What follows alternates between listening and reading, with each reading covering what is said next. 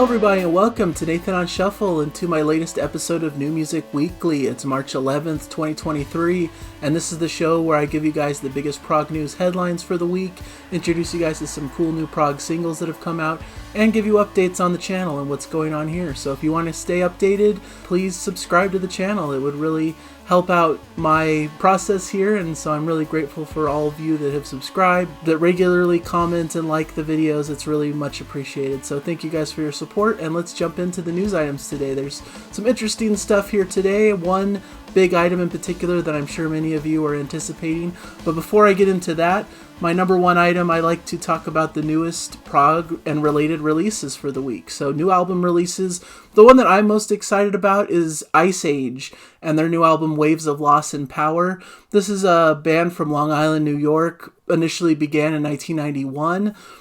They've had two albums, one in 1999 and then later in 2001 called The Great Divide and Liberation. But they've been on quite a long hiatus since that time. But now 22 years later, they're back with their third album, Waves of Loss and Power, that just came out on March 10th. A really incredible record.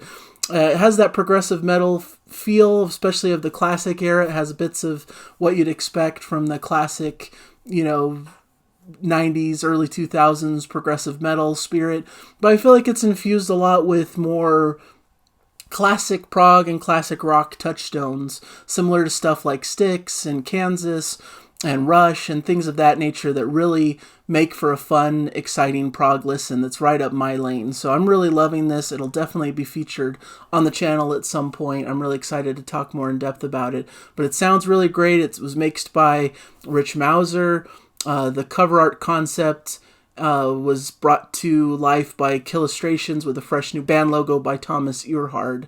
So really cool, and it sounds like they're going to be returning onto the US festival stage as well by kicking off Prog Power USA on September 6, 2023 in Atlanta. So a lot of fun things happening for Ice Age, a really cool band that I really recommend. The other big album that it's not as much in my wheelhouse as the new Periphery album, Gent is Not a Genre, somewhat of a play on the fact that they're very much a gent band that really are one of the early examples of this genre and one of the big names in the genre, but they're saying that gent is not a genre now as a little bit of a tongue-in-cheek, probably because they don't like being pigeonholed into a particular genre, but I'm sure it's just a little bit of fun they're having. But this is a really expansive record that has a lot of pretty good-sized tracks and has the typical heavy, aggressive approach from Periphery. They're more of a heavy, aggressive progressive metal band. Of course, that gent style is definitely part of their sound, and there's some more aggressive vocals throughout. But I was listening to this and finding a lot of interesting variety. If you really listen for it, there's some interesting sections almost in between the songs and some interesting, more clean singing moments, and there's a lot of good hooks and melodies amongst all of the crazy heavy onslaught that they're known for. So you get a bit of variety, but if really that heavy, aggressive, progressive metal isn't your thing, this probably isn't for you. But definitely some interesting things to listen to and to check out there. But a lot of people talking about the album, so I felt like I had to include it as one of my news headlines here on the top of the show. So second prog news headline here is the one that I'm sure a lot of you are expecting. The new Yes album was announced, Mirror to the Sky, which is being released May 19th. Of course, the lineup for this album is going to be Steve Howe, Jeff Downes, John Davison, Billy Sherwood, and Jay Schellen. Very similar lineup to the Quest. Of course, we lost Alan White in the meantime, so Jay Schellen has been taking over the drum duties from Alan White. But it should inhabit much of the same world as the Quest did. They released a new single that just came out also to give a little bit of a feel for the album. The track is called Cut from the Stars, the opening track for the album. And I was really delighted by the sound of this track. I think it's already maybe even better than anything that was from the Quest, which I know divided fans. A lot of people do not like the Quest. But I actually enjoyed it. I thought it was not a bad album. It was very pleasant. Obviously not amongst the best Yes albums that have come out in their pantheon, because they have some truly legendary albums, especially from the 70s and even into the early 80s. But it was pretty decent for what it was, and I thought it was really a nice, pleasant album. And this one sounds on track to be just as good, if not better, than The Quest. A lot of people are hopeful that this might be even a little bit more fun and energetic and a step up from The Quest, perhaps. And the first track really is a signpost that may be the case, and so that makes fans like me pretty excited. And so I'm going to be talking about it. I'm going to be excited to get into the album. I'm sure I'll be reviewing it and talking quite a bit about it, so you can expect that on the channel. It's coming out through Inside Out, of course, the big prog label that does all of not all, but many of the big classic prog bands seem to be coming up through Inside Out lately. They have a lot of live dates going on also that they're really working with, so they're really busy and doing a lot of work here in this later period of the band. The album sounds like it should be really cool. It has some epic tracks, especially the title track, Mirror to the Sky. It seems to be about a 14-minute track, so there's some epic qualities, there's some energy here. The band seems really excited about what's coming out, so I take all that as really good signs that this could be a really notable and exciting release. And of course, it inevitably is going to divide the fan base. Inevitably, people are just going to still be on the train of this isn't the real Yes, and why does John Anderson... why isn't he part of the group here? Or Rick Wakeman, a lot of people don't view this as genuine as a Yes product as the band has been in the past. But I just enjoy what comes out. I'm just happy to have more music, and I don't nitpick about that. And if I really don't like it, I don't harp upon it. I just don't listen and move on. That's kind of my style. But, some people are a bit more passionate about these things and have maybe a bit more feeling about what constitutes real Yes and what, should they be held up to a higher standard because of their material up to this point and that kind of stuff. But that's for other people to debate. For me, I just put on the music and hopefully come to love and enjoy it for what it is. And that's really my approach. And that's how I felt about this opening single. Just a really pleasant song. I like John Davison's voice. I know a lot of people don't care for him as much, especially when you put him toe-to-toe, perhaps, with John Anderson's classic vocals with the band. But I think John Davison has a lot of promise. I feel like he was in Glass Hammer for a brief period, and the albums he was with them on, his voice sounded incredible. He's a really great vocalist. Maybe he hasn't been allowed to shine quite as much as he could in Yes, but I think he's getting better, and I think his contributions are making more sense within the current lineup. So I'm actually pretty excited. The bass in this track sounds really classic. Yes, I really love the bass track from Billy Sherwood. Some interesting instrumental bits here and there, and just a really positive, uplifting, energetic Yes sound that I'm really looking for. So that's the big release, the big item of news that everyone's talking about. Everything else has kind of paled in comparison to this. But I just want to put my hat in the ring that I'm excited for it, and I have high hopes that it could be really good. And even though I don't think it's going to measure up to the Close to the Edges and the all of the classics of their big era, Fragile and even Relayer and Going for the One and all that stuff, this isn't going to really reach those pantheons, but nothing really can at this point. Those are just cemented classic masterpieces that really can't be unseated, and it's not going to be that. But if you go in with realistic expectations and expect something more akin to this later period Yes that we've been experiencing, I think you could be pleasantly surprised with what will be coming out. So I'm really excited. Okay, item number 3. Peter Gabriel announces North American tour dates and shares a new single, Playing for Time. Of course, Peter Gabriel has been releasing new singles throughout the year. Basically every month he's going to have a single out, and I think those will accumulate at the end of the year as a major release. So that's kind of an exciting, interesting approach. Of course, it's called I.O. And so he's doing touring based around this, and he's, doing some fun stuff. He announced already some European dates, and so it's cool that he's adding also a North American leg. So there's possibilities of being much closer to my neck of the woods for that, but I'm sure the ticket prices will be crazy high, and it'll be a big event that'll sell out and all that kind of stuff. So, but it's really fun that Peter Gabriel is doing all this touring, and there's a lot of attention around him, and he's releasing new music. and it's cool how he's releasing these tracks on these dates. I believe it's the full moon or whatever, and there's 2 mixes of each track, and so it's really interesting what he's doing, and I think the songs actually sound really great. So excited for Peter Gabriel and to see what he does on this upcoming tour. Item number 4 on the list, Wobbler keyboard player Lars Frederik Froislie announces a debut solo album. Sorry again for the pronunciation, but Wobbler is an incredible group that I really love. I believe they're from, they're a Norwegian group, I believe. Yeah.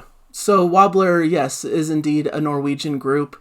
Really great symphonic prog. They really have this classic proggy sound, but brought more into a modern production, and they just do these really cool, crazy instrumental stuff, and their latest albums have been fantastic, amongst the best that prog has to offer in the modern era. So really exciting to see a debut solo album from their keyboard player. The album's going to be called Fire Fortelinger, coming out through Charisma Records on June 10th.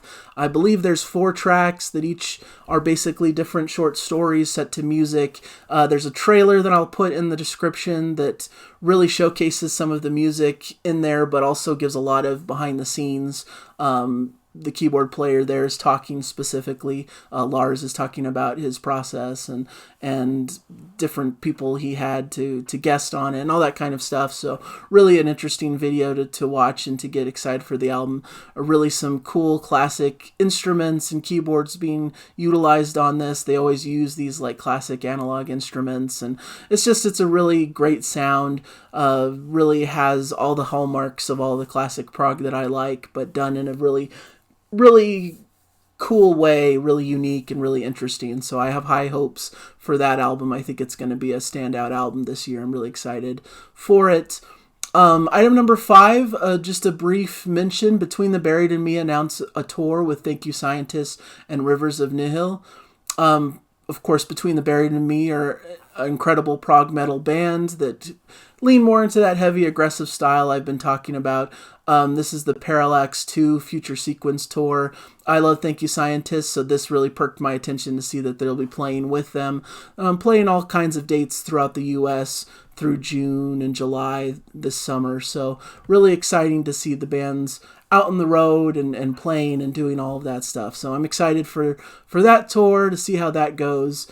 So in the prog singles list, a lot of these I mentioned throughout the show already. Yes's Cut from the Stars is in the list, of course. Really great new single from Yes. Peter Gabriel's Playing for Time is on the list, his newest single. I put a single from Ice Age called Together Now. There's a video on this one. I talked all about Ice Age and how I love their classic metal sound, but with prog flourishes and this classic rock style. I really like what they're putting down, so I wanted to put a song from them on this list. I have a track called The Eternal from Silver Moth, really beautiful post-rock type song. Coming from an upcoming album called Black Bay, which is coming out on April 21st. I'm not too familiar with this group, but I really like the sound of this, so I put it on the list. Some beautiful ethereal sounds and great vocals and just a really pretty song. And then I put in a track from Martin Miller called Something New. He's a German prog rocker and guitar whiz. He does all sorts of videos covering classic songs from the 70s, 80s, you name it. He's really has this great group he's assembled and plays all these classics. But this is some of his first new music in a while, coming from his new album Maze of My Mind, which is going to be released on March 31st. The track itself sounds very 80s inspired to me, like Toto meets Dream Theater perhaps, but really great production, really great sound, some great guitar soloing and all of that stuff. It's just a really cool, interesting AOR /prog type track. So really enjoying that. So those are really the big things I had to talk about today. Hopefully you found something interesting in that list and weren't too bothered by my stumbling and stammering at times. But As for the channel this week, I did a review of ACT's newest EP called Falling, an incredible group that I really champion. I think they're one of the most underrated prog groups out there, and this EP was really fantastic. Not many people viewed that review, but the ones that did seem to enjoy it, so I'm grateful for the views I got there, and hopefully some of you will go back and check that out if you're curious about some really great melodic prog that has a lot of pop influence but is very proggy and has almost some bite and heaviness at times, but sticks in this more classic pop prog aesthetic that I really enjoy. I think they're just an incredible band that has a real penchant for great melodies and hooks. So I wanted to put your attention that way. Did a really fun top 5 of your top 5 artists at your Dream Prog Festival. Got a lot of feedback, a lot of comments on that, which was really fun and exciting. I really love putting those top 5s out. I should do it more often because they always lead to a lot of great discussion, and seeing people talk about the actual concerts they went to and festivals and seeing all these classic bands that I could only dream of seeing was really fun to see. So I'm grateful for all of you and your experiences that you share in those comments. And please keep sharing. I just love that aspect of the channel. It's one of my favorite things, is to put out a video like that and to see people excited and contributing and really having great stories to tell. It's really fun and brings this genre even more to life from my perspective. From this week that's upcoming, we've got some fun stuff on the docket, I think. A really cool classic prog tune coming up on the show, maybe from an album behind me as a little bit of a tease. So that should be a fun one to listen to. I'm going to do a review of the new album by Zop called Dominion. It's a really cool Canterbury flavored song album that I really have been enjoying, with some symphonic touchstones, and has a really cool vibe to it that I think a lot of you will enjoy. So I'm going to do a short review of that for Tuesday's episode. And then I'm going to do a big vinyl haul episode. I was inspired. I saw Notes Reviews did a vinyl haul recently, and it made me think that I'm kind of overdue for one also. And it's a fun way to talk about a lot of great albums that have come out recently and that I've been excited about. So I think I'm going to film that and put that out on Thursday as kind of my second show for the week. So hopefully you guys will enjoy that. I have a lot of fun talking about those records. And always welcome to talk in the comments about what records you guys have picked up. So that will be coming, and so that should be fun. So thank you guys so much for joining me. Hopefully you enjoyed this show and got some fun news out of this. I'd be curious your guys' thoughts on some of these news items. I'm sure I'll get some thoughts about the new Yes in the comments. Very curious to see how people are feeling about that one. And I just want to say have a great rest of your weekend and enjoy the music. Bye, everybody.